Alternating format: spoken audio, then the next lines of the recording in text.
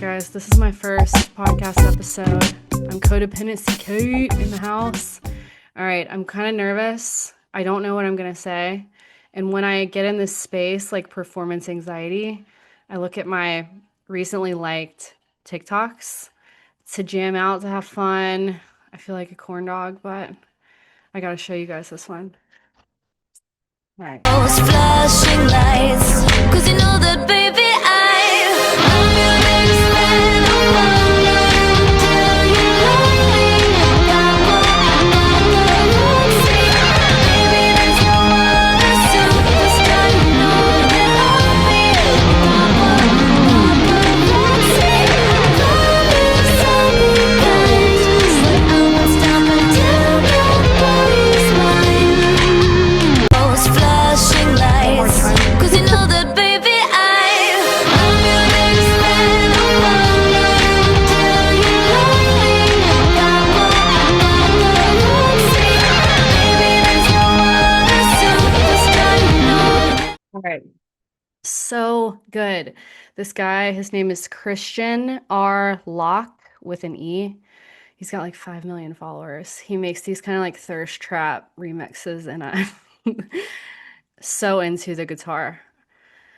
Anyway, this is my first episode. You guys know me from TikTok, Instagram, YouTube. I'm a licensed marriage and family therapist, and what I do online is I post about self-healing in the context of relationships. So, estrangement, specifically with your parents, marriage and partnership in your life, and then parenting specifically. So, today we're just going to start with a recent interview I did with someone. This is such an interesting thing, and I think a great way to kick off this whole situation. And we're going to get into it. I was on TikTok doing my thing, posting about estrangement. I started actually doing this a couple months ago and got like crazy engagement and was like, oh my gosh, this is a huge need. People need information around this topic. It's so intense.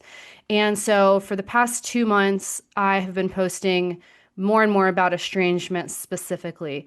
I've been posting on TikTok. It'll be 4 years. Oh my gosh, wait. The 31st. I started May 24th, 2021. Actually, I remember that's my like start date.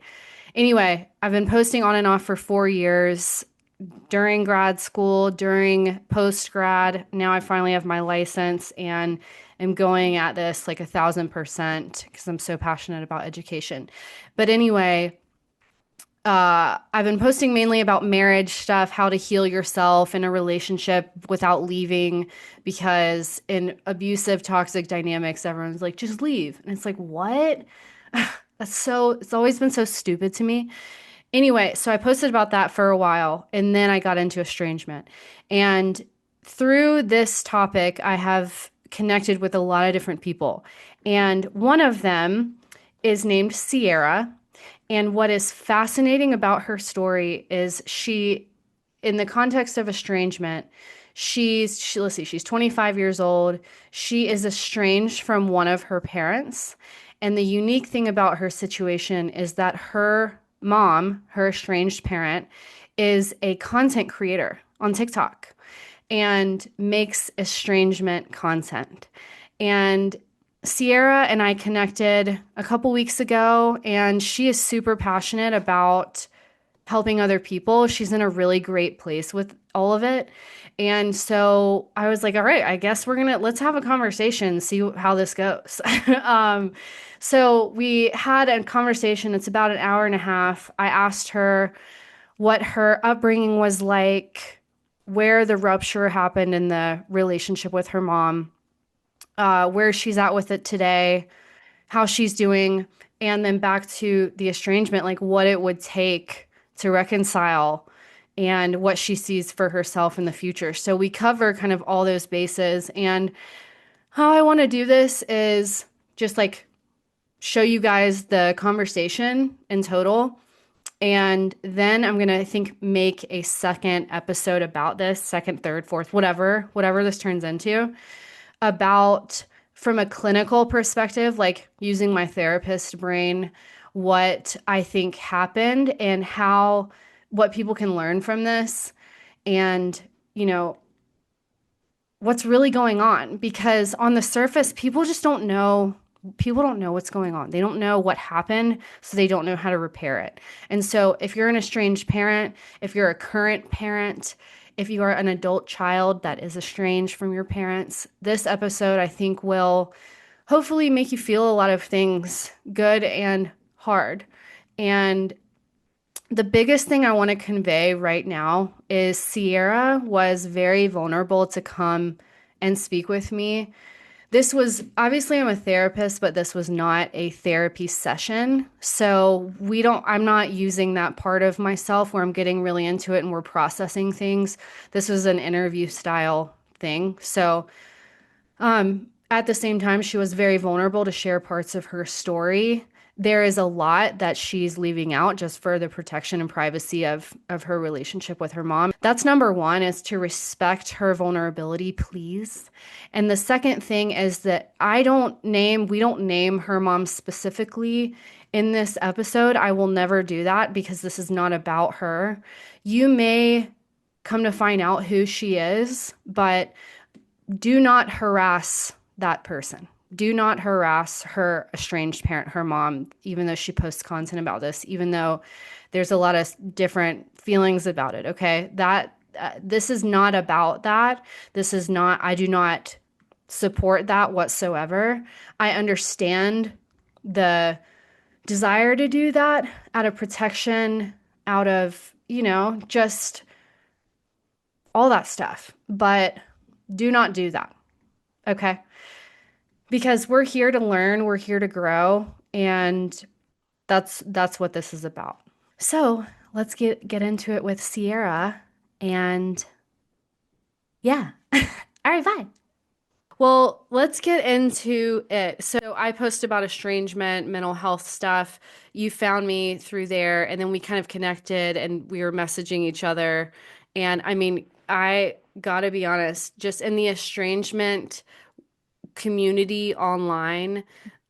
What happened was I had posted a video stitching this one estranged parent's point of view about something, kind of explaining and educating people about what she was saying and what was problematic about it. And then someone, I think you said someone had sent you that video Hmm. and you commented and I think also messaged me and were like, "Oh my gosh, that's my parent, can we like Hmm. connect?" And so we just were talking and then I just discovered and you were so great at sharing just how much you want to help other people because you have come Yeah. such a long way Yeah. in this part of your life and you Hmm. want to help other people that are in the same place because there's so much need. And so we were messaging and I was like, okay, cool. Well, let's like figure out a way to get your story out there, get what you want out there, what people to know, because you do have a different angle where you're not just estranged from a parent, but that parent posts about estrangement online. And Right. so I think a lot of people have been so curious about you and your experience, like just Hmm. observing on the outside. So let's first get into where you're at with it now. We'll kind of like start there and then we'll start maybe from the beginning so people can hear your story and then how it's Yeah. evolved and then kind of circle back to now. Yeah. Yeah. So I would say now, like, I would say I'm just like healing. Just like I have forgiven, but I'm healing myself, right? Mm-hmm. And that's kind of the state that I'm in is I feel as if I had to forgive them to be able to truly like heal and like understand fully like the situation that at hand and like why I feel the way that I feel. And now I'm just like in the era of just like healing and after the estrangement has happened and it continues to progress on, just who I want to be, right? And how I want to take that situation and become the person that I truly want to be Yeah. and not let it, weigh me down. Like there's going to Mm-hmm. be, you know, bad days, good days, and things like that. But at the end of the day, like taking that energy and focusing on myself and being the best person that I can be, despite that this is something that's actively going on in my life, right? Mm-hmm. Mm-hmm. So that's kind of where I'm at with it now. And that has been like my mindset for honestly like the past 2 years is to take all of that energy that was once negative and just pump it into positive energy. And that's kind of what, expedited me to reach out to you is to how like I can take this mindset and do something good with it and like share that, with different aspects of the world that I feel like a lot of people don't get to receive, Yeah. day in and day out. Well, and I'm so glad you reached out because, and why I felt comfortable having this conversation with you in this way also was what's notable and striking about you is that you come from a non-reactive place about it. Like you're not you are, I think, you say, you're actively healing now, but you're focused on yourself, and this part of your life doesn't consume you anymore and it Hmm. doesn't overwhelm you. And I think that part of this is what people are really going to be interested in and have hope for themselves about because it can be so painful. There's so much to say, there's so many people that have opinions, so many people that don't get it. And Hmm. so, can you kind of take me back to what, because, well, yeah, like just growing up, what your relationships were like, what you were like, and then just kind of the estrangement in particular, how that evolved and what happened there? Yeah, so my whole childhood, um, it was just difficult for me to be able to like express emotions, express who I truly was. I feel like at an age, like 13, like young adolescent, kind of growing up, experiencing a lot of things, I started to really, understand when I was like 12, 13 that I was gay. And I kind of like held that in for a long time. So I was like naturally in that moment, like I would stuff things and I would hide things and I would feel things. I just didn't know how to process them, and then when there was like hardships in my life, whether that be like, things that happened with my friends or I got an argument with a parent or a sibling, it was really, really hard for me to communicate at a very young age. And then, as time progressed, I got a little bit better and better at it. But the milestone for me is when I was able to like, let my story be like, hey, I'm gay, come out to my family and relieve that part for myself. That was at 16. And once that story was released within my family and, my community and kind of like everybody noticed around me that I was becoming more of myself and discovering more pieces of myself and who I wanted to be, right? So once that kind of happened, it got a lot easier. But right after that happened, my parents had a divorce. So it kind of felt like it pulled me back in a Hmm. way too. And, my parents' divorce was not an easy divorce on any part of the family at all. Everybody was affected. There was like, individual estrangements between people with Mm, between different parts of the family. I had had my first girlfriend. I was excited, but it was hard to be excited because I had just came out to my family. There's this giant divorce going on, this doom cloud over my family, and a mm, lot of estrangement. So it's like, how do I even introduce you in a family that's not really a family right now? We're not really like family right now, mm, right? mm-hmm, So it was hard. And then, after all that kind of went on, I realized like there's a lot of things that went on, with just hardships in the household that were never discussed, right? mm, So things were, kind of swept under rugs sometimes, and that was hard as a kid, right? And like I come from a good home life. I always had, food on your, the table, clothes on my back, and my needs were met. And I was extremely blessed for the opportunities that I had at a young age.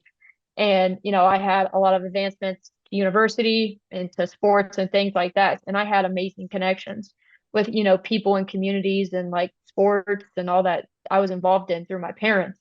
But there was a lot of things that like it was hard for me to process emotions. mm-hmm, And a lot of things were just like naturally swept under a rug, and that's kind of how they were handled. So like as a kid being raised in that, it was so hard to like not only come out and say I'm gay, but also like deal with hardships that I mm-hmm, dealt with on a day-to-day basis. So I mm-hmm. think that's kind of what started in terms of just like realizing, holy cow, like I from a young age just haven't been able to communicate or been able to understand what I'm feeling or how to express it. Yeah, Right. So right.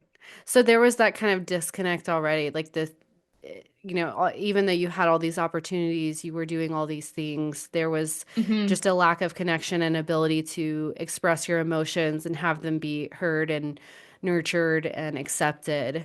Do you remember trying to do that as a kid? Like, Yeah, like I feel like I would try to do it like in terms of just like my sexuality, just like mm, in clothes that I would wear and like, you know, I had two brothers. So in having two brothers, like I would want to hang out with the boys all the time, right? Like not because I had a crush on them, but because I wanted to do what they were doing. And I feel like I tried to like show that side of myself through that. And it's just, I feel like by my parents, it was definitely picked up on, but maybe they just weren't ready, to accept that part. Yeah. Or maybe they were just wanting me to grow up and, come to them with it, either or. mm-hmm. Right. So it was a struggle, definitely. Yeah. And so you're saying too, like 12, 13, 14, 15, I think you said 11 or 12, you started to realize that you might be gay. Yeah. And then at 16, it kind of was like becoming a thing, like people in the area knew, but it Yep. had never been a formal conversation because your parents y'all didn't really talk about things like that. Yeah. And so what was that like? What happened there? Was that a point of make or break kind of in these relationships or? Yeah. It definitely felt as if it started a downhill spiral in some things. Just like, you know, that the way that I came out, it was found on my phone from my parents. And they didn't necessarily have the most accepting viewpoint of it at the time. And it took them a very long time to have an accepting viewpoint of it. So I think, obviously I'm gay, but it's not like my only identity. And I didn't Right. want it to be, Right. right? Like it doesn't, I didn't think that it needs to be like that, Mm-hmm. right? And being told all the things I was told, like you won't do this, you won't do that, you won't be successful, you won't have friends. Like it was hard from a young age, like to hear those things, Oh right? yeah. And Yeah. to think like, wait, just because this is something like I have been battling and I know for sure that I am, right? Like I didn't just wake up one day, right? It just took me growing up and I felt it within myself at a young age, and this is like who I am.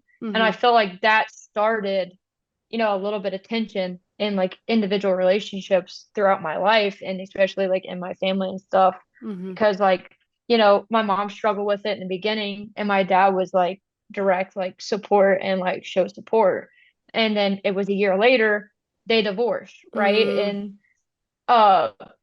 obviously when you're that age, you're like, so involved in the divorce because you're here, you're a young adult, like you're going into your senior high school, you see kind of like everything's going on and you can kind of piece like why things are moving mm, into a divorce and you think, yeah, this is genuinely like the best for them, right? Like mm-hmm. this is the best for the family. It's just going to be hard for a couple years to kind of blend families and stuff like that. But there was a part deep down in me that was like, does this have anything to do, with the fact that I told my parents I was gay? Yeah. One parent went one way, one parent went the other. Right. Right. Do I have like anything to do with this? Right. Right. Yes. So I struggled with that for a while, but then quickly realized, later down the road that once their divorce had finalized and they're so much happier, in their own Separately. Yeah. individual lives and separately. And, despite the estrangement that I have in my life, like they're much happier people without each other. And Mm-hmm. that's all that matters at the end of the day. Mm-hmm. Right. Mm-hmm. So that So, was kind of a huge, huge just family rupture. I mean, divorce is estrangement in a way. Estrangement has a lot of yeah. different meanings to it, and people are in different places about it. But so at that time, let's see, you're 16, you came out, you're 17, they divorced, it's your senior year of high school. You go off Hmm. to college, and what was that, like a COVID year too? Like COVID hit at some Yeah. point Like then? 2018, my first 2 years, I like commuted. And then my junior year was Okay. all online. And then my senior year, I commuted as well. Okay, so you were living at home this whole time, like in Hmm. school too. Okay. Yeah, I lived at home. I went to a university like 45 minutes from my house. And my undergrad, well, not my undergrad, but my like gen ed courses, my freshman and sophomore year, I took at like a regional campus of that school, like Smart. 15 Okay. minutes. Okay, Yeah. cool. Cool, cool. So Yeah. So you didn't necessarily like go off and get separation from this whole family situation, but what you're saying No, is that they divorce and then you lived with your mom at that point. I live with my dad. You lived I with live your with my dad. dad. Okay, Yeah, okay. I live with my dad. So Mhm. what and was that at that time that you went viral on TikTok and like the Yeah, okay. yeah, that's just about the time. Yeah. Okay, well, let me like pause the story for that part because that's such a fun, important part that so wait, tell me how that happened. So, for people that don't know, Sierra was in People magazine about this, but Yeah, so my dad, he's extremely goofy. Like he does not have a shine on his body. Like, and I was like, all right, man. Like, there's this app called TikTok. Like, and I would kind of set him up for this. Like, he had no idea what I was doing, and I would set him up, and I'd be like, hey, when this thing goes and it counts down from 3 seconds, I need you to mouth these words. And I would kind of like trap him in to these situations. So he's like, oh, okay, I see what you're doing. He just like nod his head and like, I just post videos of him like, basically being supportive of me and, like me being openly gay and like, my dad would always go on there and comment, be like, I'm so proud of you, like never change. And, Aw. there's so many kids in the comments that I'd be like, I wish my dad was like this. Oh And my it gosh, yeah. it broke my heart and it broke my dad's heart to read that, with him being a parent of three kids, he was like, I cannot imagine like one of you three going out and like saying like I wish my dad accepted me for who I was or wish my parent Yeah. accepted me. Yeah. So like once that happened, we just continued to make videos and I kind of just used my platform of like, I was openly gay and then also like I come from a very like small town, one stoplight, like town. Like if you think of a town like drive your tractor to school day, like we don't have that here, but kind of that kind Basically. of vibe. Basically that kind of vibe. Yeah, uh-huh. And it's just like, everybody knows everybody. Everybody in my town, like they're extremely supportive. I was never bullied or anything like that in Wow, high school for amazing. it. But yeah, it was great. And I was like, you know what? Like this is cool. And like I kind of used that platform to just continue. And like I met so many friends and people like help people come out to their family Wow. and like I would FaceTime them and like they'd text me and be like, Oh hey, my like gosh. need a friend. Yeah, Wow. yeah. That's So amazing. there was a lot of that, and then I just used my platform because like I'm very like I like to fish. Like I had a four-wheeler at the time, and I was like, you don't see too many like openly gay women that are just like out here like fishing and like riding a four-wheeler and like doing the kind of stuff I was doing during the pandemic. Hmm. And everybody just kind of like capitalized on that, and that was like my identity. And then, now like 3 4 years later, like me and my dad, we made a video last fall, and a writer from People's Magazine reached out and was like, "Hey, I love this." Like, interviewed me and my dad. My dad ate it up. He's a little shy at first, but he loved it. And as soon as he was posted in People's Magazine, he started getting on TikTok, and he's got himself a little following on No there. And way. I didn't yeah, know yeah. that. That's Yeah, he doesn't amazing. use it as much as I use mine, but he just posts like, the kids and, his personal life and, the dogs and his little, endeavors that he does with the pool and his little things that he does. But yeah, he has a couple friends on there that are like sports fans that he's familiar with sports fans of and, stuff like that. So it's been good for him too, but he doesn't use it quite at the rate I do. Yeah. Oh my gosh, that is But amazing. So, would you say that his support from day one has been a huge part of your ability to express yourself freely and authentically? Like, can you even imagine a world where he wouldn't be, one, because you did have one parent that wasn't supportive at the time. Can you imagine if it was both and how that would have affected you? Or does that feel does his support just feel like icing on the cake kind of thing? yeah, his support definitely like helped me a ton, like at the time. And even like after the divorce too, he pulled me aside and he was like, hey, I want you to know, like, I'm actively dating. And before I even go on a date with them, I make sure that they're okay with the fact that I have a gay daughter. And if they don't, like, I'm not seeing them, I'm not going on dates with them. And that's one thing about him, like that says so much about him in terms of like respecting who I am and, what I am in this life to him. And he has never, like post divorce or anything, like brought anybody around me or introduced me to anybody that hasn't been accepting of who I am and even friends too. Like Hmm. he doesn't put up with it and he just distance Yeah. himself and he's like that's inappropriate behavior and even just like we're out and about at a like bar top or something and like he told me not even like this past fall he was at a restaurant and this guy made a derogatory term about gay people and he just looked at him and he's like, hey man, I'm not going to accept that behavior. Like my daughter's gay and I don't think that's appropriate. Like we don't need to be saying that. And like he makes it very clear. Like he's not a parent that, will post like the gay pride flag or like fly gay pride flag, but he makes it very known that like he loves anybody, he accepts He anybody. lives And I it. think, Yeah. yeah,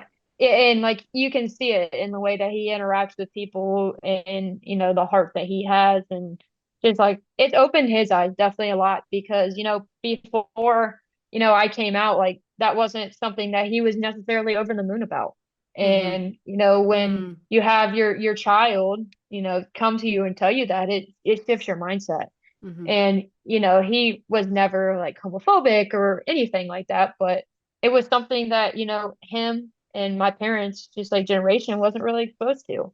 Hmm. And like for him to have me and see the, person that I am today and, girls that I've dated and relationships that I've had, like he's so supportive. And Hmm. it's helped me so much in terms of just being confident in my own skin and just like I recently cut my hair off, like and he's just like cool about it. Like I came home, he's like, "You just look like Morgan Wallen, dude. You got like a mullet going. I'm Hmm. here for it." And he's like so supportive of it. So Huh. it's definitely cool and it makes it easier. Well, and it sounds like a part of it, like how you were saying you grew up and you didn't really talk about things, but now it sounds like, at least with him, he is initiating these kind of conversations where it's not, you're not left wondering. He's not saying anything, but believes that stuff. It sounds like he's starting those conversations. Would you say that's accurate?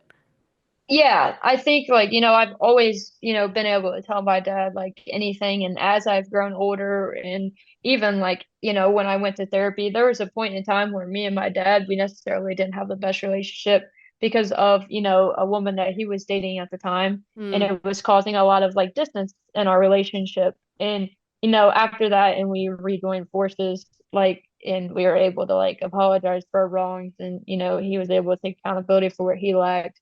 I was too, and like have that clean slate and be able to tell him like, like, you're my dad and I love you. And he's like, yeah, you're my daughter, I love you. And like, he's like, if something's bothering you, just come to me and like tell me. He's like, I'm a guy, I don't really pick up on things like as mm, often as I should. That famous line, but he's like, if there's ever anything, like you can come to me with anything. And there's been multiple times where, something goes on. I'm like, hey, like, can we talk? And, one being when I lived here, like right before the pandemic started, my freshman year of college, this girl I went to high school with, like she took her life and we were pretty close mm, in high school. So that like was something that I struggled with like really bad for like 6 months. And my dad never sees me emotional like that. And for me to, get the news of that and then go to the hospital and have to come home and like share that with him, it was a tough time. And mm, the fact that he was there and just like the way that he handled it, like I have so much respect for him in mm-hmm, that realm. mm-hmm. So yeah. Yeah. So he's like there for you emotionally. You feel like you can come to him with issues, but it sounds like you said he takes accountability. Like he's able to look at himself and be like, oh, I can see where you would think that, and that makes you safe to feel like you can do that too freely and openly, and um, Yeah. there's no issues Yeah. there. Yeah. Yeah. He lets you just like, say what it is. And, he's a straight shooter, whether it be just like job or friendship or, relationship or something I'm struggling with myself. Like, just a year ago, I was having like panic attacks really bad and I've never Mm, like experienced anything like it. And I remember just like coming out of my room and I was like, that's just not me. And he's like, what's going on? And, he got me to somebody that night. And like the way that he was just like snap of a finger, like did not mm, hesitate. Like at the mm-hmm, end of the day, if me and my siblings like need something, it's a drop of a hat, he's mm-hmm, there. mm-hmm. Yeah. Well, that is so amazing. And I love that he's gotten some recognition for those qualities from TikTok and people. Yeah. He And definitely has. yeah, well, and that you get to connect with people about that and be a healing presence there too. So Hmm. pivoting to kind of the more difficult relationship. So you came out at 16. This parent, your mom, didn't necessarily respond well to that. 17, they get divorced. Then you go, senior year, then you live with your dad, you start going to school. What happened there? What was the relationship like? Tell me that, because that's the estranged parent even to this day. And so, Hmm. can you go over just, and I want to emphasize this is not to bash her. This is not to this has nothing to do with that. This is about your experience here and Hmm. your your process of learning, growing, healing in this situation. Yeah. So like, after I came out, it took a little bit of time, and it took probably about into my sophomore year of college, for her to be like, hey, like I was wrong. And, I apologized for, the things that I said. And, like I'm proud of you for being the person that you are and to, teaching younger, people that they can be who they are and being confident in their own skin.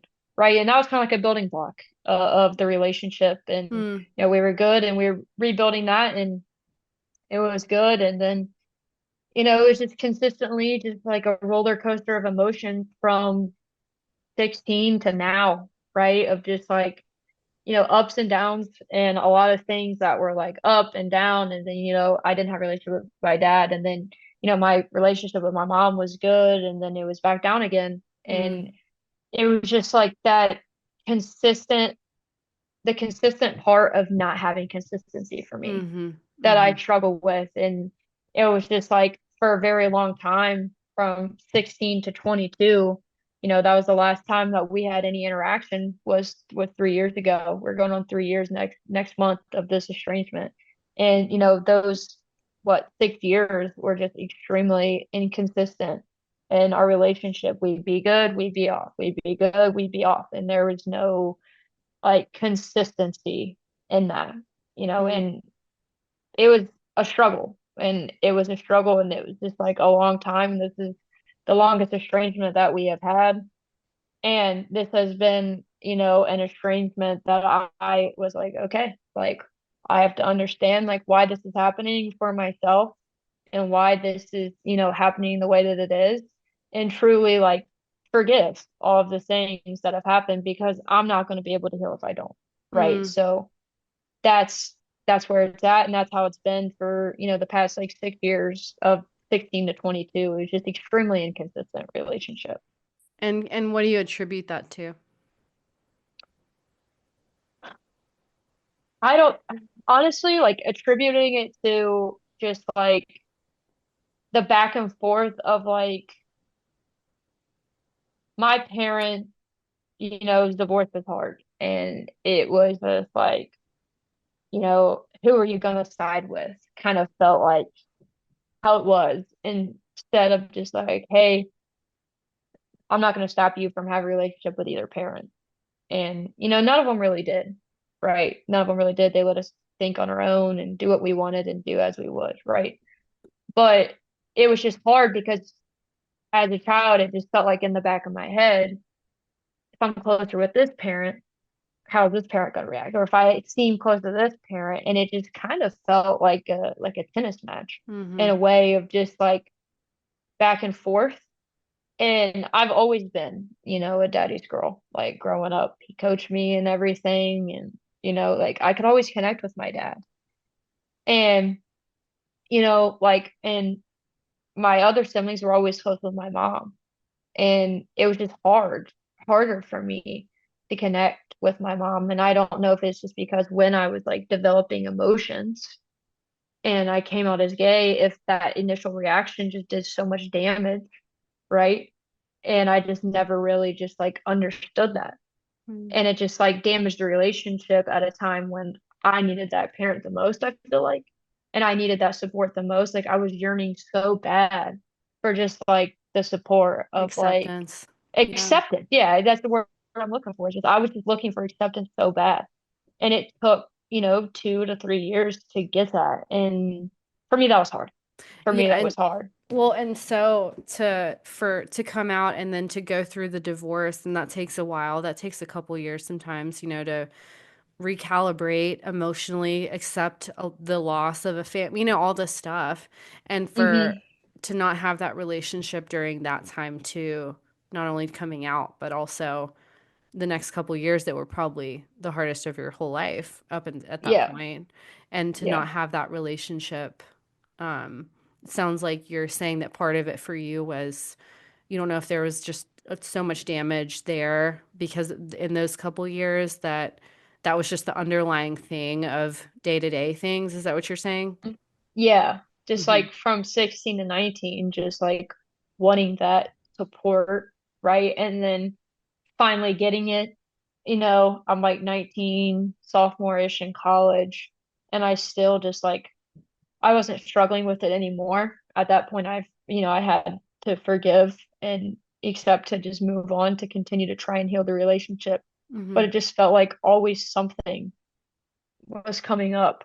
And it just felt like, I just couldn't be what the relationship she wanted it to be between us. Like I Mm-hmm. just couldn't like offer that, right? Like it was just so hard for me Mm-hmm. and to What do you think connect. that what yeah, to connect, like to be open? Is that Yeah. what you're saying? Like to be yourself? Yeah, like I knew that she like accepted me, right, Mm-hmm. as being openly gay, and she made that very clear, and like I was okay with that, and everybody was okay with that, right? And then there was just like so many moments where I feel like I just like couldn't connect and I couldn't figure it out. And I'm just like thinking like, okay, like is it because like my parents had this really bad divorce and I've always been close to my dad. Is that what it is? Right? Like Mm. feeling like that, like, oh, like I'm already so close to my dad and I'm struggling to connect with my mom. Is that just because like there's, you know, this negative animosity between them, Oh, right? because of them, because of your dad. So like there's kind of like a ghost in your relationship with your mom kind of thing. Like it feels Yeah. that way. There's like an elephant in the room kind of thing. Yeah, Yeah. yeah, right.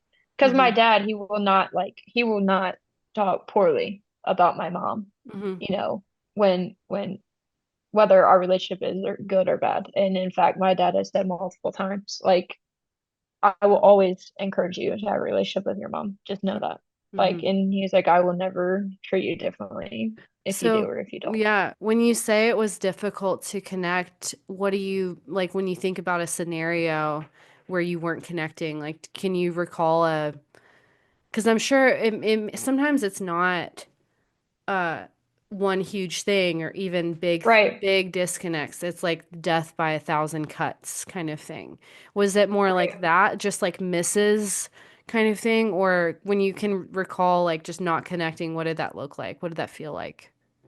It just kind of felt just like emotionally like I was struggling to connect. And I think it was because like part of me was like wanting us to be so close like for so long and wanting to have a stable relationship with both of my parents for so long and just like holding on like well, kind of like walking on eggshells. Like I don't want to do anything wrong or like say anything wrong or like make any wrong moves because like I Mm, don't want to risk having an estrangement again. mm. Right. And that's kind of like what it felt like. It's like I was never being somebody that I wasn't or faking a Oh, relationship. Right. But it was just like I'm scared of having that oh, again. yeah. Okay. So kind of like you had internalized maybe just by nature before that you had done something wrong, like, or that your coming out had caused this rift between the two of you. And so you're saying, like, when you're more of an adult, even on your own, even being yourself, even being more secure in your life, that it still felt like, oh my gosh, what if I do something wrong and get kind of abandoned again, get rejected again? Is that Yeah. what you're saying? That like just on an Yeah, kind of. emotional level? Yeah, just like on an emotional level, just being scared of like, like something like me saying the wrong thing or us getting into an argument or us getting into a fight and then we're going to be estranged for a year or two again, not going to talk. And then I Yeah. wasn't going to have a motherly relationship with her again. Okay. Right? So it's like it sounds like there were two parts to the first estrangement. One is the sexuality piece for you, like that was the not the just like the presenting thing, the topic Hmm. kind of thing, but there's a deeper Yeah. emotional thing that happened too. So they were kind of separate. And so it sounds like the Hmm. emotional piece kind of stuck with you, even though the sexuality piece had been healed. Is that right? Yeah. Hmm. Yeah. Like the emotional part. And then just like, obviously, there's so many emotions from the divorce too. Yeah. And I'm just like, man, like, I wish my parents were divorced when I was like a baby, right? So I didn't have Mm-hmm. to like experience, all these things and like have the emotional intelligence at 17, right? Right. To To like be like, like, okay, yeah. something's wrong. You're like hyper aware of it at that stage. You're so, Yeah. being a teenager is such a huge stage of development from being a, 10-year-old because you feel your emotions so much more intensely. And you Yeah. can't, it's really hard to hide it and manage it if you don't have guidance in that way. So it Right. sounds like you're saying there was a lot of like unresolved or maybe questions you had or emotions you had resulting from the divorce. And Hmm. was she the parent more that like didn't address these issues? Wasn't forthcoming about like, hey, let's talk about this. Like, I can imagine this must be crazy on you. I want to hear what this is like for you.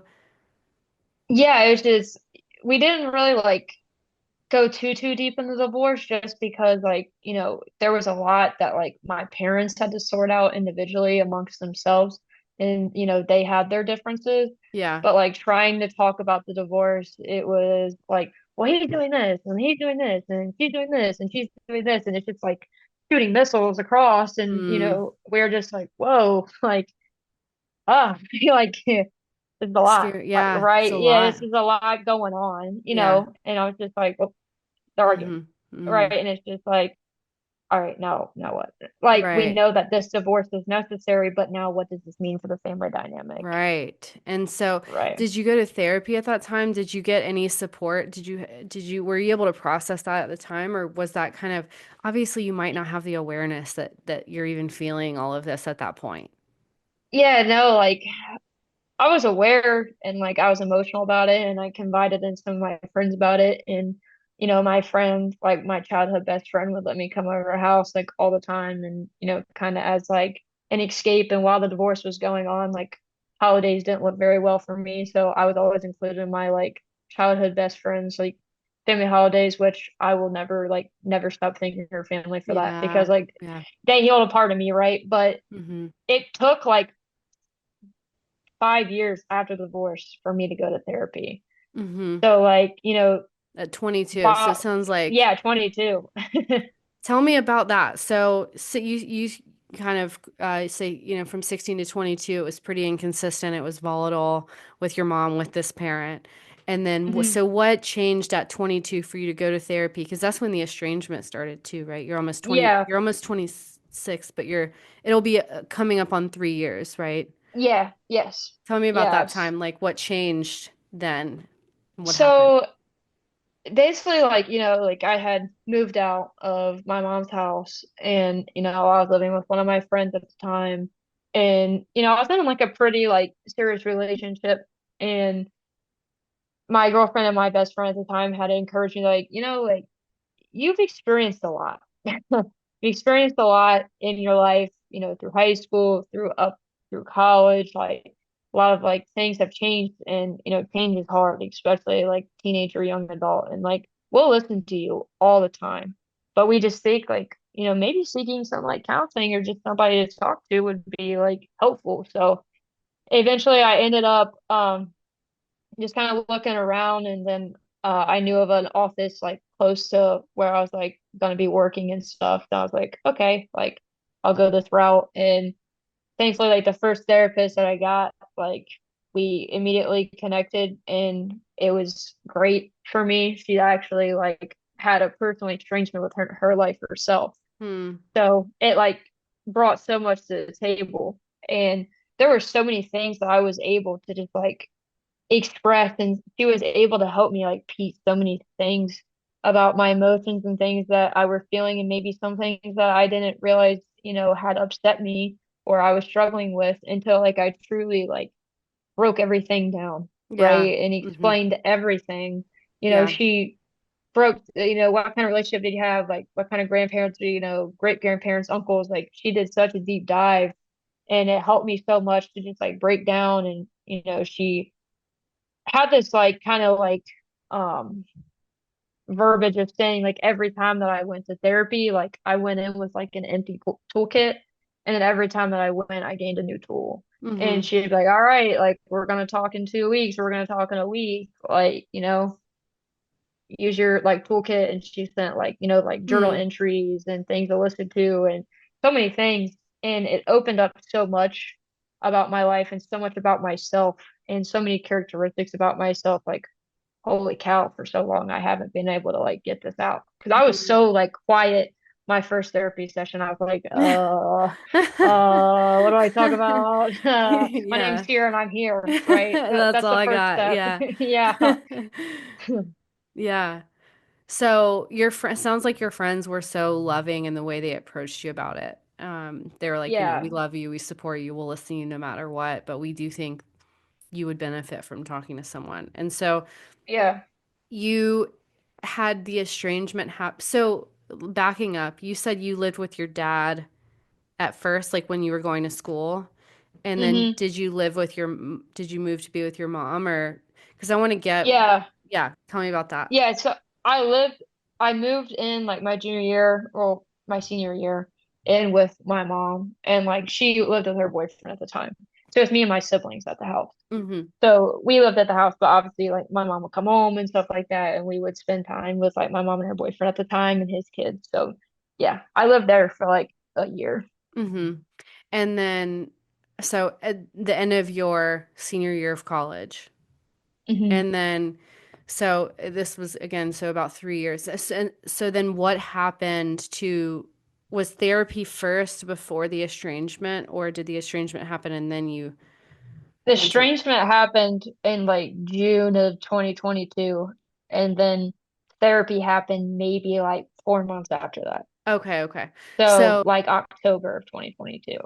okay. So the estrangement happened first. So you were living with your Yeah. mom, and you don't have to share details about that if you don't want to, but Hmm. was that by choice that you, so I guess you had moved out? What happened? What do you feel comfortable sharing about that rupture, that break? So there was like some life changes that happened in her life to where she had moved back in. And there was multiple things that happened when she had moved back in because of those life changes. And, we had shared some words about some things. And after that, like it was like continuously like, I want to talk about this, I want to talk about this, I want to talk about this, I want to talk about this. And I was just like avoidant, avoidant, avoidant. Like I don't want to like say the wrong thing. Back to like I don't want to risk like another blow up. I don't want to risk another like estrangement. I don't want to risk like another time in my life where I don't have a good relationship with this part of my family. And I was just like avoidant, like wanting to get out of it.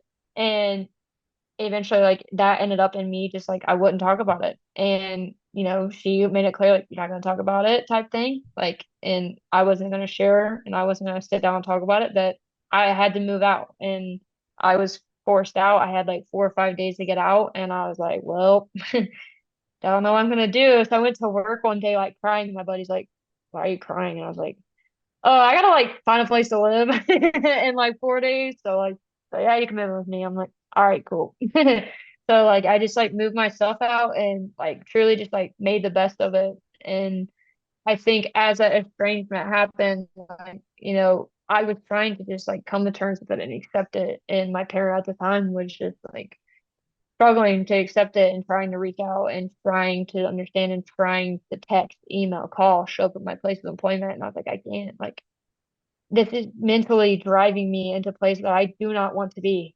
And I was just like coming home from work and just like I really had really no social life besides just like work. And my girlfriend lived in Nashville at the time. So I was driving really far to see her as much as I could to kind of just like escape what was going on in where I'm from. Right. So Hmm. every single time that I got to go see my girlfriend at the time, it was nice because I'm in a different state and nobody knows what's going on. It's like a mini vacation. It's like a reset, Totally. Yeah. right?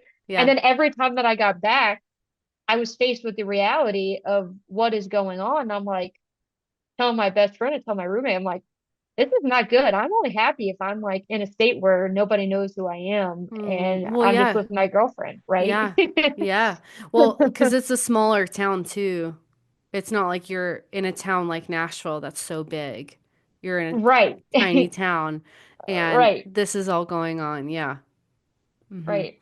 So the like leaving where you lived with her and kind of no contact, like that happened at the same time. Was she also Hmm. like, I don't want to hear from you, or where did, because it sounds like there were two separate things, like her kicking you out, basically, Hmm. and not having a relationship anymore. Did that feel like the same thing, or was that, I mean, it sounds like your worst fear came true, basically. Basically, yeah, yeah. Basically, it did, and I was hurting, and I was just trying to make the best of the Survive. situation and like Yeah. respect her wishes. Like, okay, you want me to get out? I'm terrified of having this conversation. I'm gonna get out, and like I'm gonna do like I'm not gonna fight you on this. I'm gonna leave. Like I'm gonna be respectful of your space. And I just left, and she, like texted me like I wish you the best in life or something like that Like or kind of something along goodbye those text. lines. Yeah. Yeah, kind of like a goodbye, but like not a goodbye at the same time.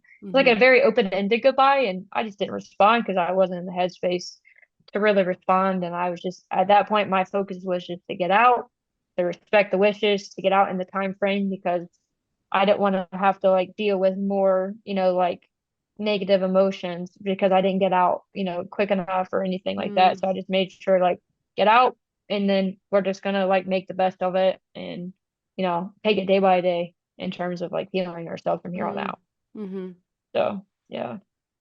So at the time, it sounds like an estrangement from her. It didn't feel all too uncomfortable or unfamiliar. It sounds like things had been so tense for such a long time that it probably felt like a relief in a way. Is that true? To Yeah, like not have contact or to not have that day to day pressure to talk or things yeah, like there was that? like a lot of pressure to talk like the last week or two that I was living there. So just like a lot of pressure to talk and I was just trying to like drown myself in work to just like work and like come Mm-hmm. home and like I worked two jobs at the time and I was working like 60-hour weeks and like doing so many things. And like I get done with work and I just like get on the phone, with my girlfriend at the time and then just like go to bed and then do the Mm. same thing the next day, right? Because I was such an avoidant at the time because I was just Mm. like avoiding everything, avoiding confrontation, avoiding, a conversation, avoiding my own feelings about it. And I was just like, Yeah. I very much like at the time I was like, laugh it off, like let's just laugh it off, like make the best, like be thankful. We got a roof over our head and let's just like, move on to the next thing. And Right. it was like a turning of a page with like graduating college too, because there's so many questions of like, what are you gonna do? What are you doing with your life? I was like, I Right. don't know, like I'm working at a car wash, right? Like I don't know what I'm doing. I got a bachelor's degree, but I have no clue. Well, now I gotta move out. So let me figure that part out too. Yeah, wow. It's just like so much pressure from every angle. Yeah. And Yeah. at the same time, yeah, just all these emotions, so pressure from yourself in emotionally, like Yeah. your emotions are coming to the surface of after all these years, your pressure from your mom, pressure about life. And so it's just avoid, and then your friends saying like, hey, a couple months later, hey, we think you would really benefit from talking to someone. Was Mhm. that because you would share, you had outlets like in them to talk about stuff? Yeah, and like I a lot of people in my, close circle family like experience anxiety and like I was starting to Mm, get some like anxious feelings like wake up just like pit in my stomach and like what not want to go to the gym, not want to go work out, not really have hobbies, and that's just not like me. Like, mm-hmm, it's mm, not like me at all. I would come home from work and I would just sit in my room. And I cannot sit still. It's very hard for me to sit still. I'm very go, go, go. Like, let's take the dog for a walk. Let's go for a run. Like, let's go lift weights. Like, that was just not like me. And I think they realized that. And, they were starting to hear some things that I was saying about how I was feeling and just like my anxieties of things. And just like, I was a wreck. And I just needed some like, emotional support and some emotional stability and just kind of like a place to let that out and to express myself and get some help. And that was like the best thing that like I could have ever done because I had never really wanted to go to therapy. The thought of like going to somebody and telling them all this stuff made me literally like nauseous. And I was like, no, no, I don't want to do that. Yeah. Talking about feelings is gross. Yeah. I don't want to do that. And then I Uh-huh. did, and I was like, okay, like this is the best decision I ever made. That's such Right? Like it's like that's such a dramatic change from what you yeah, like realized about snap of fingers, right? Yeah. it. Um, and so you went to therapy, you Hmm. started dealing with your feelings. It sounds like that was like a transformative experience for you. Yeah. And so the elephant in the room now is that your estranged parent is posting online about the estrangement, about you. In Right. particular, like in a way, and I say that because like revealing your face, revealing your right, like your username, or right, like when did that start? That can was When did that Like part? people like when did people start to connect me to that or Well, yeah, I guess so. Because I guess I don't know any of her history of when she started posting in general, and if it changed, kind of like hmm or um, I'm curious about that part of this when you found out it started affecting you that she was posting online about the estrangement, timeline wise. So like you're estranged June 2022, therapy's hmm October 2022. When did Was it before, during, after that the online stuff started becoming a thing? I think it was like um right as I moved out, probably like a month or so after, in terms of just like tiny little Facebook things here and there, like to my knowledge. Okay, Facebook And things then at that time. yeah, and then as I transitioned into therapy into the fall and winter months at the end of 2022, that's when it started going to TikTok, I believe. And that's when, like, because I remember in therapy telling my therapist about it. Mhm. And that's kind of when, like, the TikTok started, like, I believe, to, like, start How did to gain some traction. how did that affect you? Because that's a whole other layer to it that I think people are so curious about your experience of that, Hmm. because that Right. layer to it is, being so public and being so, your mom, she's so vulnerable and like she's so open online. And so Hmm. I think so many people are curious about that. That's such a unique thing about your story and your experience. And so I'm curious about if that like was a wrecking ball coming in, knocking you sideways, or was it just like, yeah, that's my mom, or well, what was that like for you? I think for me, it was just kind of just like, at first, I was like, why? Just like shake my head, like, why are we doing this? Like, anger, just like, why? Why take this is bad enough between the two of us. Why do we have to do this on the internet? Right? Like I don't understand. Like I had so many questions as to like why are we doing this? And as time went on, like it started to hurt a little bit. Mm-hmm. Then it was like at first I was like mad and then I was like hurt. Mm-hmm. And then like as I worked through therapy and then even as I got out of therapy, there's still some things that like, I would get sent from people. I'd be like, I get to the point I'm like, stop, Right. That was stop. what yeah, like you had to learn to set Yeah, boundaries with people that would yeah, send you stuff from her yeah. page. Because you wouldn't look at it. Is that right? Like you wouldn't, did Yeah, you like block I her would, like just because you couldn't see yeah, it, or yeah. blocked, like out of sight, out of mind. I would, set my words that were blocked on my account. Like I blocked the word estrangement. I blocked the word like mother, daughter. Like I wanted Mm, nothing to do with it at all. of Right? Blocked all course. those words. Yeah. So they Yeah. just couldn't pop up or populate at all. Right? And so the way you were affected by it at that time was just people bringing it to you. And then when you learn to set boundaries with them, and it's just like, hey, I can't handle this Yeah. stuff, or, um, Yeah. Yeah. mhm, Like my therapist used the like the verbiage of just like talking about boundaries and she told me she was like, boundaries and like this is like one thing that stuck with me from therapy like so hard. And she was like, imagine like you're living in a city and you have a house. Like you have people in your life that are in the same city as you, right? And you have people that live in the same neighborhood on the same street, and then you have like your next door neighbor. But it's up to you, like who you let in your front door, who you leave on the front porch. know, who you leave in your front yard and, your sidewalk and the road, right? And like, Mm-hmm. that's up to you. Like, who you open the door to in terms of like setting boundaries. And like I'm such like a visual person. Mm-hmm. So like thinking of like me standing in a house and having like these people in these tiers of people in my life, Mm-hmm. right? Like there were certain people in my life that at the time I was letting like get close and like share this experience with, right? And there were some people that just barely scratched the surface. And then to take, you know, those boundaries and set them with people of like, hey, like, I have been using X amount of time to understand this and feel this. I don't need anything that's going to take me backwards, Mm-hmm. right? In terms of like healing, right? I'm going to have my days, yes, Mm-hmm. but it gets to a point where I don't even know about it anymore, Mm-hmm. and I'll be okay, right? Because that's her space, that's her things that she wants to say, and that's okay. And Mm-hmm. once I was able to kind of just like accept that part of it, setting those boundaries and like that's kind of about the point of like getting out of therapy and just first being out of therapy and Mm-hmm. getting on my own with it too. So, Yeah.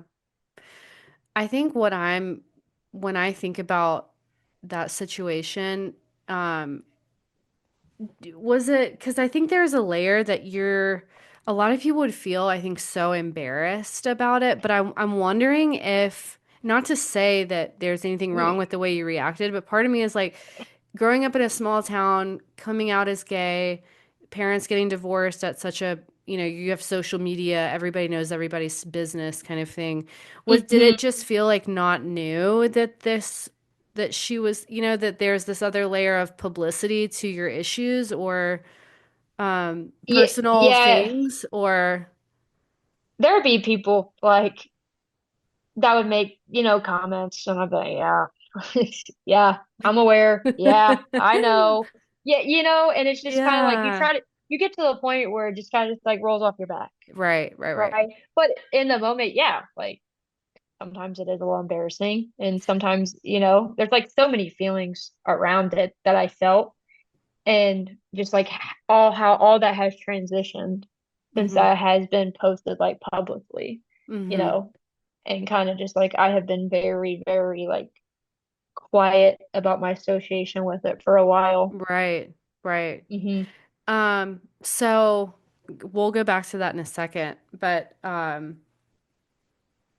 it's so striking how well you talk about this, how well you've handled it. Um, Hmm. and in a way that you focused on yourself and like you said at the beginning, you've taken that energy and put it into yourself. So that was at the beginning, 22, like, and then a couple years have gone by and there's still been no contact. Has there been any attempts? Like, well, and again, if you don't feel comfortable sharing that part, that's totally Yeah, fine. like November of 23, her uncle had passed away. And she had messaged me like, "Hey, my uncle has passed away. Just, heavy on the mind." It was around the holidays. That's normally when I see contact try to rev up a little bit is Mm-hmm. what happens. We got Thanksgiving, Christmas, and then my birthday. So it's like a double-edged sword, triple-edged Yeah, sword in a yeah. way of like everybody's obviously feeling emotions, holidays, birthdays are with the family, and Mm-hmm. that void of not having that. I would see contact that time of year start to sprout up a little bit, and that happened. And I sat on it for 24 hours, and then eventually responded. Kind of just kept it short and sweet to the point of Mm-hmm. just like, hey, I hate to hear that. I'm sorry to hear that. My condolences to you all and the family Mm-hmm. and anybody's life that he touched. Mm-hmm. That's kind of like kept it short, sweet. And I think my no response for 24 hours kind of like deteriorated the conversation because when I had sent a text message, it just went green. So I'm Oh. assuming like I kind of got blocked, maybe just like didn't respond quick enough, whatever it may have been. I don't know if the message was sent and then immediately blocked, so I got it but couldn't respond or what the, Mm. was behind Circumstances that. where, yeah. Yeah, what the circumstances were. But there was no other like forms of contact that I can think of, besides just like right after it happened, just like I'd gotten a really hefty email, like a 4-page email that was rough. But like Mhm. there was a time like fake phone number, I think a fake phone number had came through. Like there's been a couple like star 67 calls and I just don't answer them. Mhm. Um, and then I was accidentally called one time and a voicemail was left for like 2 minutes and I remember I was too scared to click on it. So Yeah. I just deleted it because Yeah. I was like I had came so far and I remember waking Right. up and I was like, nope, Right. not today. Not Right. today. So, wow. So, and it sounds like you're doing so well in your personal life now. Like just with this space, you've been able to focus on yourself. Yeah, What, so fast forward to today and right. TikTok, my account, videos about estrangement, reaching out, wanting to connect, wanting to share your story. Where are you at with it now? Like, is there ever, does it feel permanent? Does it feel like the ball's in her court? Does it feel like not now? What is it? And, this is a really big question for you, but just hearing that, I wonder how much of this and I'm projecting my own, like what I would feel kind of thing. But if I Yeah. wonder if the social media aspect of her platform about this, if that's like makes it 1,000 times more scary to even consider having another conversation, like because there's no privacy, there's no trust that hmm it would stay. hmm Or, that would be my initial thought of like any hope for a conversation would be like too, there's like no way because it's like this isn't between us. Like what would this be for? I would just think a million things would come up. Like where are you at with it Yeah. now? It's funny that you asked that because like literally last week I go hiking with one of my best friends every Sunday. This is the conversation that we were having. And I was Hmm. like, I feel like it's at a point where it is like there's a lack of privacy now, like you had just said. And I said, I feel like every single time a video is posted or information about this is posted or a negative remark about me as an individual is posted, it's a whole nother week that we're gonna go, right? Hmm. Because I have put the time and effort to forgive and to Yeah. understand Hmm. why. And I have pumped so much energy into myself, into Hmm. my own, mental health and well-doing and ch life changes. And I just want that to occur. And I want her to, heal. And I want her to Hmm. forgive. And I want her to heal. And I want her to feel, like acceptance of the situation and I don't want her to put like any like estranged children in a bad light and like make there some kind of divide between parents and Yeah. children Yeah. because there's estranged parents that talk to me often, right? And Yeah. Well, and it that's a whole part of this too, is that you get right. people that find you from Mm-hmm. her page or they like go searching for you, a Mm-hmm. strange adult with their own agendas. You've said that like with their own agendas, but also estranged adult children and even estranged parents. That's probably so interesting to you just to be reached out by Yeah. so many different people. Yeah, it is, and it definitely is, and it's eye-opening. And I use that as an opportunity to, see and experience so many different things and so many different like estrangements that, they feel comfortable sharing. And it's eye-opening to hear like how parents feel and to hear how children feel. And we're all feeling the same way, Hmm. right? We're Yeah. all experiencing like estrangement and some people hurt more than others and things like that and that's okay. But and how I view it and what I feel is that like I don't want there to be any divide because of like a parent or a kid. You know what I mean? Right, Like right, estrangement is estrangement at the end of the day, right. right? Hmm. We're all trying to just try to figure it out Hmm. and Like heal there's not ourselves. sides to it, kind of thing. Yeah, yeah. Yeah. Like we don't have to make this a sides. We Hmm. don't. It doesn't need to be, a divide. Mm-hmm. Yeah. That's just it's like that for me, Yeah. right? So So what is this right? What I'm hearing you say that if there would be hope for a conversation or conversations if the like this was never talked about again online. yeah, right. Exactly. Like it's gonna take like getting to that point of just like just drop it, right? Like, Yeah, because we have to be able to have conversations and we have to have privacy and trust and like for me to be able to be vulnerable, for me to be able to face my fears, I have to hmm do it where it's you and me and not you and me and thousands of other people that are yeah, spectating on hmm this situation.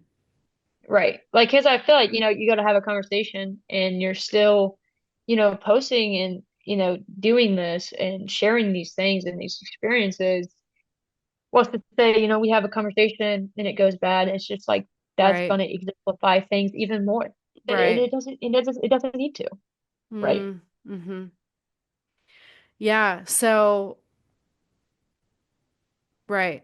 There just has to be a safe space for it to be. Have you ever thought about saying that to her? And this is out of Yeah, curiosity. This is not a suggestion. I'm merely yeah, curious no, about your thought process. yeah. Like there has been times where I'm like, maybe I should just like make an email and just send her an email, Yeah, we're just like, right? mom, like, what the hell are you doing? Like, let's talk. Yeah, Jesus Christ. yeah. Like let's Yeah, get a grip, yeah, right? Like yeah. there's sometimes I'm like, just kind of like let them, just kind of like let them do their thing. I'm gonna do my thing, and my thing is just I just want, myself, to heal from the things, Mm-hmm. right? That has came about because of estrangement. Mm-hmm. How has the estrangement with her, like, how much space does it take up every day? How much emotional energy? How does it affect your life relationships today? Like, does it feel like a monkey on your back? Like, does it feel like a dark cloud? Or does it feel like this is just a tiny part of my life that people know about that's like, it is what it is, I've accepted? Or how big does it feel to you if you're being on it, like looking at it day to day? If I'm being honest, like 99.99% of the time, it's tiny, Yeah. right? And then you got the Mother's Day and holidays Yeah. where it's like feels like the whole day, right? Mm-hmm. Mm-hmm. But then there's the whole under like 360 days where it's just a tiny thing, Mm-hmm. and for so long I could not say that. For so long I would just be like, this Mm-hmm. cloud is over my head, man. Like I can't have any sunny days because this giant cloud is just blocking it, Mm-hmm. for Mm-hmm. so long.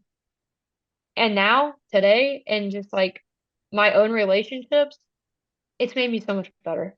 Mm. Like it's light years, right, in my relationships, and it's allowed me to learn how to communicate and Yeah, when I right. feel things, like talk about So them and big. how to communicate. Yeah, it's huge. So big. It's like, I mean, in my opinion, that's just like 90% of it. It's like knowing what you're Yeah, feeling in the yeah. moment, being able to say it, and then being able to hmm express it in a safe way that is vulnerable, but like honest. And um, yeah. So that's amazing you've learned how to do that despite not ever knowing how or being taught how. Whoever, Yeah, not being anybody's fault, that just like wasn't the situation. And yeah, it's cool that you've taken responsibility, like an accountability for that regardless. yeah. Um, so yeah, what do you think? So having talked this out right now, like what are you feeling in this moment about, because this will be public. Is this the first time you'll have talked about this? Yeah, yeah, it has. It's like besides outside like therapy, it has been. Mm-hmm. It's been the, it's been, yeah, I think, yeah, it has been the first time. Mm-hmm. How do you think it's gonna do you feel like just after this with your own platform that you'll talk about this more? How has it been? I'll be curious like in a week, to follow up with you and Right, be yeah. like, what's it like to get it out like this? Um, yeah, what do you see for yourself in the future in this way? Because I know you've mentioned wanting to be, because you're in such a good place. It sounds like Yeah. you're in a very secure place to the point where you feel capable and have a desire to have a conversation. Maybe that feels light years away because, her platform's so big and, there's been so much time kind of thing, but you Hmm. just seem in a very secure place. And yeah. So, what does it look like for you post this conversation? It just looks like for me, just like any other day, but it also opens up so many doors for me to be able to be like a space of just like kind of when I first started my TikTok for kids that were struggling with their sexuality, but also just like other people that are struggling with estrangement and being Hmm. able to, you know, I encourage, adults, children, like any walks of life, no matter what demographic, like this is something that like you're struggling with, like being able to, you know, see someone like myself who this is so public and this is so out here and this has been, almost 1,000 days in the making, of estrangement for me and, it being public and it being out there and so many people not knowing, you know, who the child was of this creator Yeah, and stuff. right. And just like for them to know, like, yes, like I'm here, this is what I've done. You can feel this way too, right? Hmm. Like, and there's so many things that go into it, whether it's just like I share my story and like it helps other people and they just like listen to it. It's just to be that like space for Yeah. people to like understand, like, it's okay. Like you're gonna be all right. One Yeah, way or another, it's gonna be all right. totally. That's right. Mm-hmm. And let me ask you this kind of final question. In 5 years, in 3 years, like with your mom, with your family, because I know that estrangement with one parent can mean estrangement with other people that they're connected to. Mm-hmm. Where do you, in your dream world, if you could wake up 3 years from now, what would your situation be with them? My dream world, I would say it would be a respectful relationship with just like, there's obviously probably gonna have to be boundaries put in place, but we're able to have like a relationship of some sort, but there has been a turning of the page in terms of like healing and Yeah. everybody has done what they have needed to do to heal themselves. Everybody's at peace with who they are and at peace with what has happened, in this moment now, if we're referencing, 3 to 5 years, Yeah. they there's peace of this and that there's like a healing, of it at the I same think, time yeah, too. I think I want to point out this because I think this is so important. I mean, I think so many adult children are trying to find ways to connect with their parent when their parent hasn't done the work.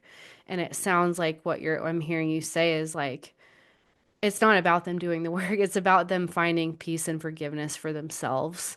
It's not this Yeah. like hard accountability thing. It's just about like them owning, like worrying about their life and finding peace in themselves. And if they're Hmm. kind of doing this stuff loudly online, that just kind of shows that they're not in a place to heal and at peace with Hmm. themselves.